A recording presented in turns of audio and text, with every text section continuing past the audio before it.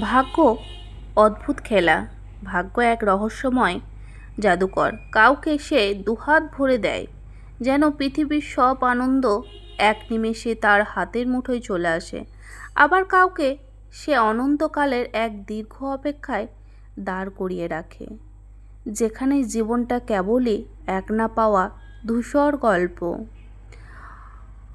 হয়ে থেকে যায়। কেউ চোখের পলকে নিজের সব স্বপ্ন পূরণ হতে দেখে, আর কেউ এক বুক আশা নিয়ে বছরের পর বছর নীরব দীর্ঘশ্বাস শুনে যায়। এক আকাশে কারোর জন্য রোদ হাসে, কারোর জন্য কেবল অবিরাম মেঘ জমে।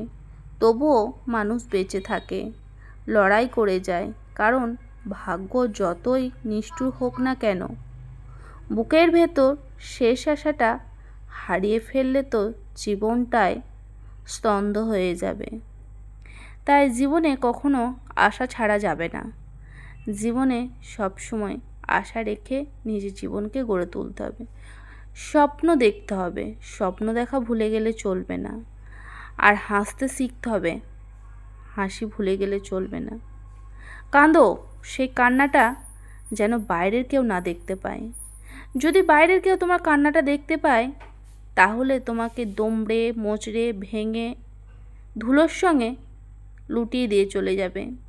আর তুমি যদি সবার সামনে হাসতে পারো, তাহলে তোমাকে কেউ ছুঁড়ে ফেলতে পারবে না বা ধুলোর সঙ্গে মেশাতে পারবে না।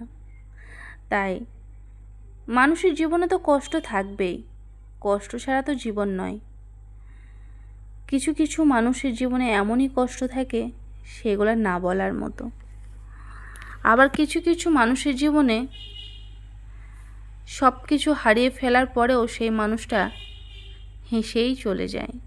তাই সকলকে বলবো, মুখের হাসিটাই সব থেকে বেস্ট। কারণ মুখে যদি হাসি রাখতে পারো, তাহলে তোমাকে কেউ ঠকাতে পারবে না। আর তুমি যদি তোমার মনের কথা সবাইকে সব কিছু বলতে থাকো, সেই মানুষটাই একদিন দেখবে তোমাকে ব্যথা ছাড়া আর কিছুই দিচ্ছে না। তাই নিজের মনের কথা কাউকে বলো না। সব সময় নিজের মনের কথা চার দেওয়ালের মাঝখানেই ভগবানকে বলো। ভগবানকে যদি বলো, ভগবান কখনোই তোমাকে নিরুপায় করবে না। তবে যাই হোক, আমার কথাগুলো কেমন লাগলো অবশ্যই কিন্তু কমেন্ট করে জানিও। আর আমি একটু সেলাই করতে করতে ভাবলাম তোমাদের সামনে কিছু কথা শেয়ার করি। তো দেখো, আমি এখন সেলাই করছি। এই সেলাইটা কিন্তু আমার হতে অনেক টাইম লেগে গেছে, কারণ মেয়ের সঙ্গে স্কুলে যেতে হয়, ওই জন্যে। তো আজকের মতো ভিডিওটা এখানেই শেষ করছি। তোমরা সকলে খুব খুব ভালো থেকো, সুস্থ থেকো, ভগবানের কাছে এই কামনাই করি। আর তোমাদের সঙ্গে দেখা হবে আবার নতুন করে নতুন ভিডিওতে। হরে কৃষ্ণ, রাধে রাধে, হরি বল।